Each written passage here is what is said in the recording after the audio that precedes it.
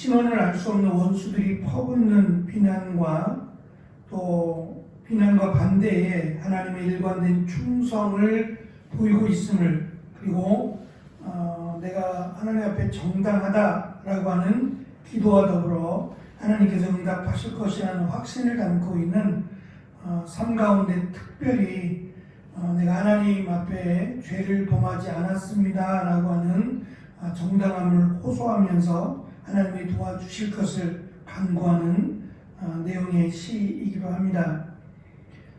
특별히 오늘 시편 가운데 다윗은 저는 제목을 악한 자와 같이 앉지 아니하리라라고 하는 제목을 달아보았는데요. 4절에 보면 허망한 사람과 같이 앉지 아니하였사오니, 그리고 5절에도 악한 자와 같이 앉지 아니하리이다 라고 반복해서 강조를 합니다.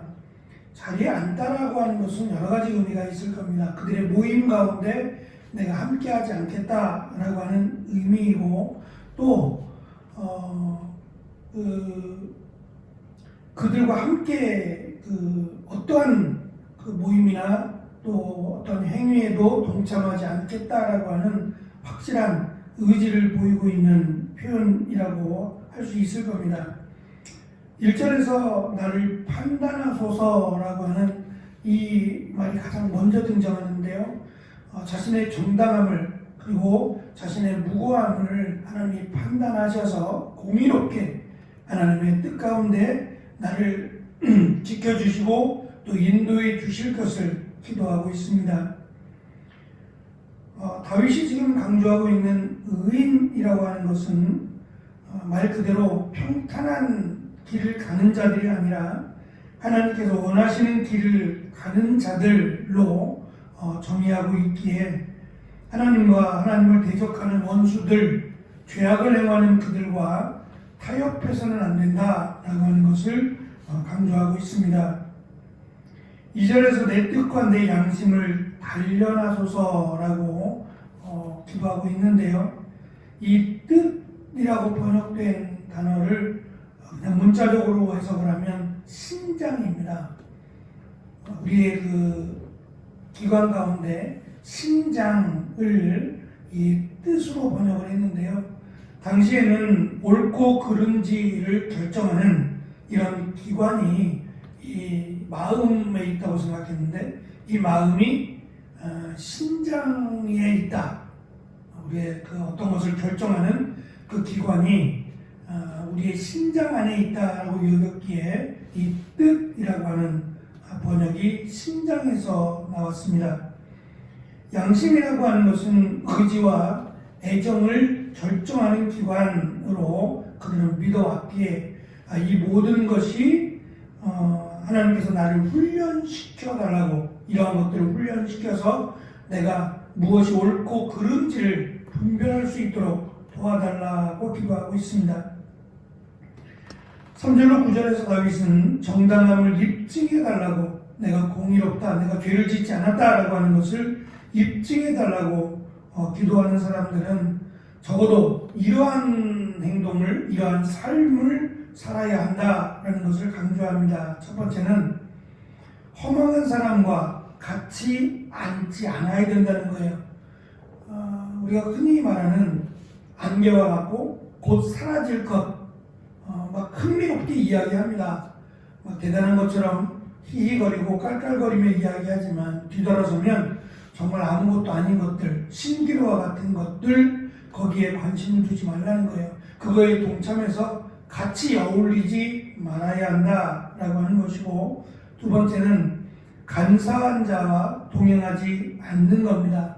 이 간사한 자라고 하는 것은 우리를 유혹하는 자들입니다. 특별히 다윗은 이 유혹과 관련해서 10절에서 이 뇌물이라고 하는 표현을 사용합니다. 뇌물에 유혹되지 말아야 될 것을 강조합니다. 그래서 결국은 악하다 또는 간사하다 또는 허망하다라고 여겨지는 그들과 함께하지 말라는 거예요. 그들과 시간을 보내지 말 것이며 그들과 어울리지 말아야 할 것을 지금 다윗은 강조하고 있습니다. 두 번째 6절로 9절에서 다윗은 하나님을 향한 충성은 성전을 사랑하는 것이라고 강조합니다. 그래서 악한 자와 함께하지 않는, 다시 말하면 손을 씻는 것, 이것이 마치 제사장이 하나님 앞에 제사를 드리러 가기 전에 손을 씻는 것은 단순히 더러워서가 아니라 내 손이 행한 죄악을 깨끗하게 씻고 거룩함으로 나아가기 위한 이러한 그 절차였던 것처럼, 우리가 손을 씻는다라고 하는 것은 알게 모르게 지었던 죄, 실수로라도 내가 범한 죄악을 깨끗하게 씻고 하나님 앞에 나아가야 할 것임을 다윗은 강조합니다. 중요한 것은 어제도 우리가 나눈 것처럼 우리가 하나님을 오해하지 말아야 될 것은 하나님은 우리를 심판하기 위함이 아니에요. 만약에 심판이 공의라고 하는 데서 나오는 것처럼 하나님이 죄악에 대해서 심판하셨다면 이 땅에 살아남을 자는 없다는 거죠. 다윗도 마찬가지입니다. 자신의 삶을 돌아보면 하나님의 은혜로 왕이 됐지만 이 왕이 되어서 행한 이 죄악들을 하나님이 공의로 판단하시고 심판하신다면 살아남을 존재가 되지 못하죠. 그럼에도 하나님이 나를 불쌍히 여기시고 인도하신 것은 공의로우신 하나님이 긍휼히 여기셨기 때문입니다. 그래서 우리가 잘못하고 실수하고 어리석은 일을 행했다 할지라도 하나님 앞에 죄악을 고백하고 하나님 앞에 나아가는 것, 그것이 연약한 그리고 부족한 우리가 마땅히 해야 될 일이다 라고 하는 것을 다윗은 강조합니다. 말씀드린 것처럼 다윗이 마지막 9절과 12절에서 악인은 반드시 심판을 받게 될 것이다 라고 하는 것을 기억하라는 거예요. 특별히 이 악인을 살인자로 정의를 내립니다. 그것은 살인자라고 하는 이 죄를 지은 구절에 있는 것처럼 살인자라고 하는 이 표현은 무서운 죄를 지은 자라고 하는 의미보다는 반드시 죽음으로 되갚아 주어야 하는 자를 의미합니다. 그때는 적어도 다윗이 이 시를 고백하고 있던 이스라엘 백성들의 율법에 의하면 누구를 죽인 사람은 죽임을 당해야 되는 이런 그 제도 때문에 살인자라고 하는 것은 살인을 당해야 될 사람을 의미하는 것이기에 그들과 같이 악인이라고 하는 그들은 살인자와 같아서 결국은 목숨을 하나님으로부터 심판받아야 되는 사람, 그들과 같이 되어지지 않기를 바라는 겁니다. 우리 속담에 아니된 굴뚝이 연기가 나겠느냐라고 하는 말이 있죠. 이것은 당장 무언가를 내가 목적을 두고 하지 않더라도 잠깐이라도 내가 불을 쬐기 위해서라도 나무를 태우면 굴뚝으로 연기가 나가죠. 그것처럼 무언가를 행하기 때문에 이런 결과가 나올 수 있다는 거예요. 그것이 내가 어떠한 큰 잘못을 하기 위해서라기보다는 다른 의미로 할지라도 그것 자체가 보여주는 것, 예를 들면 내가 죄를 짓지 않더라도 악인들과 함께하는 그것만으로도 충분히 죄가 될 수 있다라고 하는 표현이에요. 이것이 쉽지 않은 것은 지금 이 우리를 유혹하는 악인들의 특징을 이 뇌물이라고 하는 표현을 써서 다윗은 설명을 하고 있는데요. 출애굽기나 신명기에서 법관이나 관리가 뇌물, 즉 부정한 금품을 취하는 것을 금지하고 있고, 법의 공정을 기하기 위해 특별히 재판관에게는 뇌물을 받지 말아야 될 것을 분명히 말씀하셨습니다. 그럼에도 이것이 쉽지 않은 것은 우리가 잘 아는 사무엘 선지자, 적어도 다윗 시대에 하나님의 말씀을 전했던, 그리고 그가 태어남부터 사무엘상이 시작이 되는데 그가 태어나는 것부터가 어머니의 기도로, 그리고 그가 어릴 적부터 아예 성전에 들어가 살았던 누가 봐도 정말 존경할 만한 그런 대표적인 인물이 사무엘 선지자인데요. 사무엘상 8장 중간 정도 가다 보면 사무엘 선지자의 자녀들의 이야기가 나옵니다. 잠깐이지만 그의 아들인 요엘과 아비야가 부엘세바에서 사사가 됩니다. 근데 그 사사가 되어서 그들이 행한 일이 뇌물을 받고 공정하지 않은 판결을 일삼았다라고 하는 내용이에요. 사무엘 선지자의 아들들인데 말입니다. 그러니까 결단코 이것이 쉽지 않은 말이다라고 하는 것을 알 수 있어요. 욥은 그래서 뇌물을 받는 자의 장막은 불탈 것이다라고 강조한 바 있어요. 자기는 이것에 대해서 굉장히 조심했단 말이죠. 하지만 그에게 일어난 일들, 육신의 또는 뭐 그에게 속한 재물이 다 사라지고 자녀들이 다 죽고 하는 이런 부분들은 친구들 주변에 있는 사람들이 하는 말이에요. 네가 불의하게 뇌물을 취했기 때문이 아니냐. 네가 다른 사람으로부터 재물을 취했기 때문에 이러한 일이 일어난 것 아니냐라고 하는 비아냥이에요. 욥은 억울하죠. 자신이 그토록 주의했고 하나님 앞에 범죄하지 않기 위해서 부단하게 노력을 했음에도 불구하고 이러한 일이 벌어졌을 때 이러한 일은 불의한 재물을 탐했기 때문이다라고 하는 친구들의 말입니다. 그것처럼 이 재물에 대해서 우리가 깨끗하고 또 공의롭게 살아간다는 것, 이게 사실은 맞는 이야기지만 참 쉽지 않은 이야기처럼 보여집니다. 그래서 다윗은 아예 악한 자라고 여겨지는 그들과 함께 있지 말 것을, 어울리지 말 것을 지금 이야기하고 있는 겁니다. 지금 우리가 이 시대를 살아가면서 참 안타까운 점이 있다면 이 학교 폭력이라고 하는 것입니다.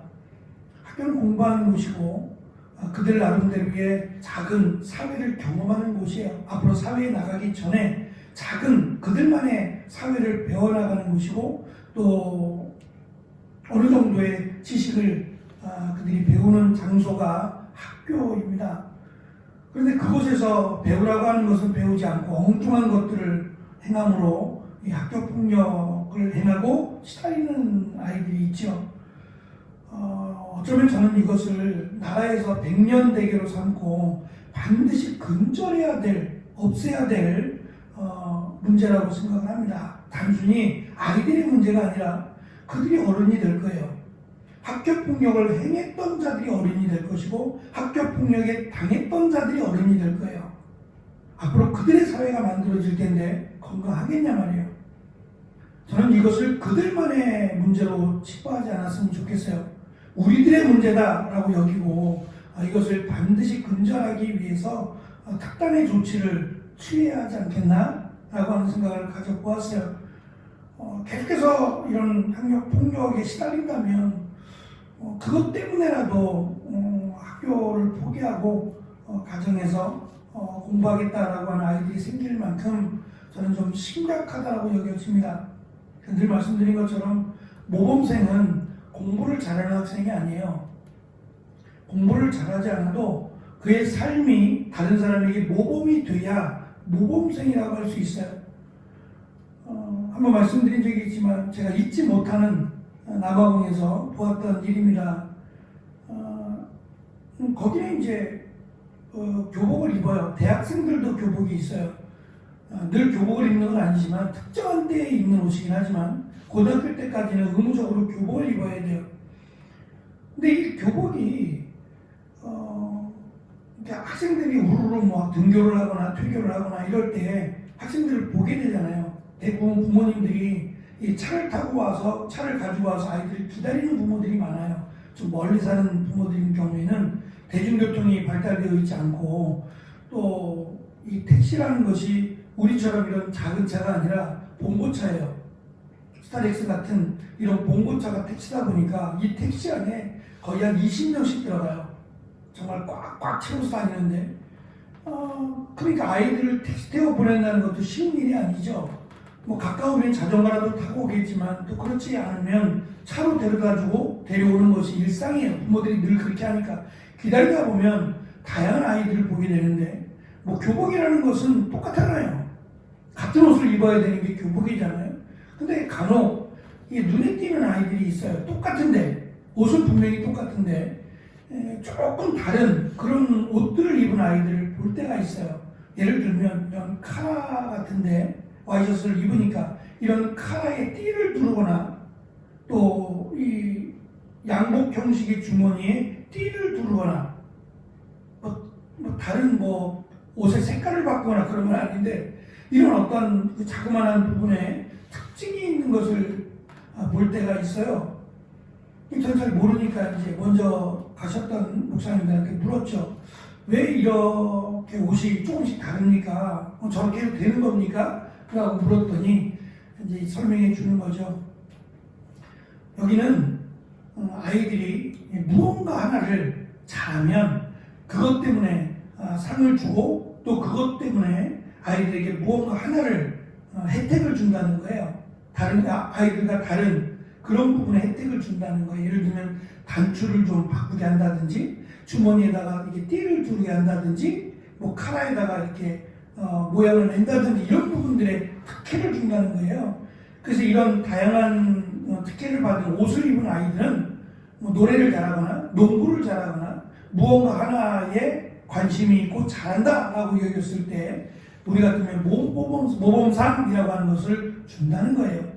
공부를 잘하면 역시 마찬가지가 되겠죠.